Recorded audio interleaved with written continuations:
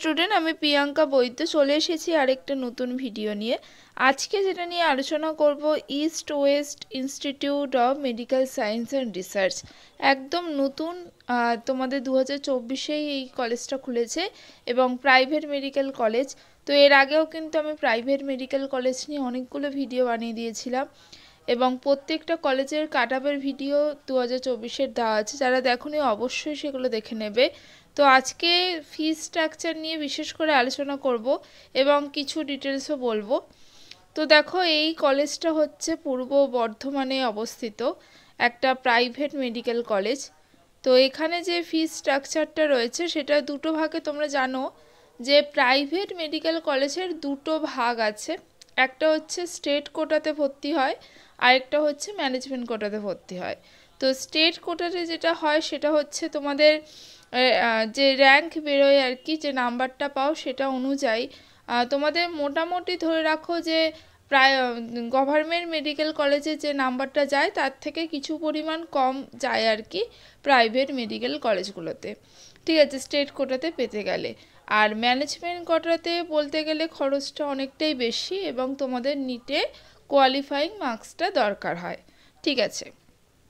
এবং স্টেট কোটাতে তোমাদের যে ভর্তি হওয়ার সময় প্রাইভেট মেডিকেল কলেজে সেখানে ব্যাংক গ্যারেন্টি ডিটেলস আমি দিয়েছি, যারা ভিডিওটা দেখোনি অবশ্যই দেখে নেবে। এবার এখানে যে ফি স্ট্রাকচারটা রয়েছে সেটা দেখো, প্রথমে স্টেট কোটা বলবো এবং তারপরে তোমাদের ম্যানেজমেন্ট কোটাটাও বলে দেবো।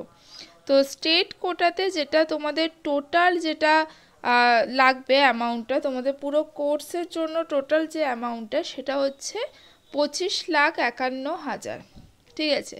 এবার অ্যাডমিশনের সময় তোমাদের কিছুটা পে করতে হয় আর বাকি টাকাটা তোমাদের কিন্তু ব্যাংক গ্যারেন্টি হিসাবে দিতে হয়। ব্যাংক গ্যারেন্টি কি একটু অল্প করে বলে দিই, আমি ডিটেলস ভিডিও দিয়ে দিয়েছিলাম যে সেই অ্যামাউন্টটা তোমাদের ব্যাংকে থাকতে হবে এবং সেটা ব্যাংকের তরফ থেকে একটা তোমাদের সার্টিফিকেট দেবে, সেইটা কিন্তু অ্যাডমিশনের সময় তোমাদের মেডিকেল কলেজে এখানে ভর্তি হতে যাবে সেখানে শো করতে হবে, ঠিক আছে। তো তোমাদের টোটাল যে কোর্স যে ফিটা সেটা হচ্ছে 25,51,000। মোটামুটি এই ইনফরমেশনটা আমি পেয়েছি, যদি কোনো পরিবর্তন পরে হয় সেটা তো অবশ্যই দেওয়া হবে।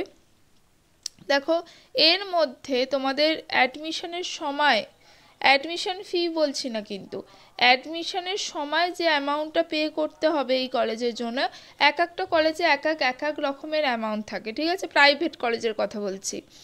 তো এখানে হচ্ছে তোমাদের 6,33,000, এটা তোমাদের কিন্তু অ্যাডমিশনের সময়, স্টেট কোটার কথা বলছি, অ্যাডমিশনের সময় পে করতে হবে এবং বাকি যে অ্যামাউন্টটা থাকছে তোমাদের টোটাল অ্যামাউন্ট থেকে এইটা দিয়ে বাদ দিয়ে বাকি যেটা থাকবে সেইটার একটা ব্যাংক গ্যারেন্টি তোমাদের কিন্তু দেখাতে হবে অ্যাডমিশনের সময়, ঠিক আছে। এবার আসবো হচ্ছে ম্যানেজমেন্ট কোটা। ম্যানেজমেন্ট কোটাতে অনেকটা বেশি খরচ হয়, আমি একটু আগেই বলছিলাম যে ম্যানেজমেন্ট কোটাতে তোমাদের টোটাল ফি যেটা পে করতে হবে পুরো কোর্সটার জন্য সেটা হচ্ছে 99,31,000, ঠিক আছে। এবং তোমাদের অ্যাডমিশনের সময় যেটা পে করতে হবে সেটা হচ্ছে 22,73,000। এইটা হচ্ছে অ্যাডমিশনের সময় পে করতে হবে, অ্যাডমিশন ফি না, কিন্তু অ্যাডমিশনের সময় তোমাদের একটা অ্যামাউন্ট পে করতে হবে এবং টোটাল অ্যামাউন্ট থেকে এই অ্যাডমিশনের সময় যে অ্যামাউন্টটা পে করছো সেটা বাদ দিলে যে টাকাটা থাকছে সেইটা তোমাদের ব্যাংক গ্যারান্টি দেখাতে হয়, ঠিক আছে, মানে ব্যাংকে ওই অ্যামাউন্টটা রয়েছে সেটা তোমাদের শো করতে হয়, ঠিক আছে। তো সেই জন্য তোমাদের ব্যাংকে সেই পরিমাণ টাকাটা থাকতে হবে, সেই জন্য ব্যাংক তোমাদের একটা সার্টিফিকেট দেবে, সেই সার্টিফিকেটটা এনে তোমাদের দেখাতে হবে। এটাই হচ্ছে, ছোট্ট করে বলতে গেলে এটাই হচ্ছে ব্যাংক গ্যারেন্টি। ডিটেলস ভিডিও যদি চাও অবশ্যই কিন্তু আমার প্লেলিস্টগুলো চেক করবে, সেখান থেকে তোমরা অবশ্যই নিট সংক্রান্ত যাবতীয় যে কোশ্চেনগুলো তোমাদের আছে সেগুলো পেয়ে যাবে। আর যদি এক্সট্রা কিছু কোশ্চেন থাকে অবশ্যই কমেন্টে জানাবে, আমি সেইটা নিয়ে তোমাদের সাথে ভিডিও বানিয়ে শেয়ার করে দেব। তো আজকের মতো টাটা, নেক্সট ভিডিও নিয়ে খুব তাড়াতাড়ি হাজির হব।